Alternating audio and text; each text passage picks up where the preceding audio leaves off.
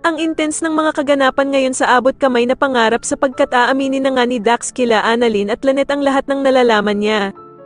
Dito nga matapos mailigtas ni Annalyn ang buhay ni Dax ay makokonsensya nga ito at bilang pasasalamat ay sasabihin na niya ang mga sikretong nalalaman niya at ang mga kasabwat niya.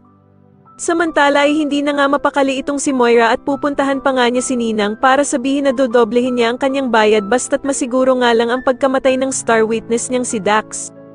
Dito nga ay magkakaharap na sila Dax at ang hitman ni Ninang kaya naman ay gagawin niyang panangga si Annalyn at kakalagkarin niya nga ito palayo. Subalit hindi naman makakapayag ang hitman na makalayo itong si Dax kaya naman ay agad niya nga itong babarilin sa kanyang paa. Habang nagsasalita naman ang hitman ay agad na makakaisip ng paraan si Dax at mahahawakan nga niya sa leeg ang hitman kaya naman ay mabibitawan ito ang kanyang baril na mapupunta naman kay Annalyn. Agad namang pupulutin ni Annalyn ang baril ng hitman at itututok nga ito sa kanila, subalit kabado nga ito dahil sa hindi naman siya sanay na hawakan ang baril na ito. Kaya naman ay sisigawan siya ni Dax na kailangan niya nga daw tapusin ng gunman dahil kapag hindi niya nga daw ito binaril, ay siya ang tatapusin ng hitman na siguradong ikakalaya ni Moira sa kulungan.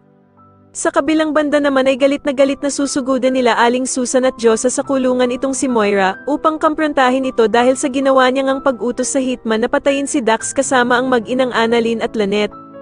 Sobrang ikakagulat naman ni Moira ang gagawing pagsampal ng napakalakas sa kanya ni Aling Susan at magmamang-maangan pa nga ito sa kanyang ginawang pag-utos sa hitman.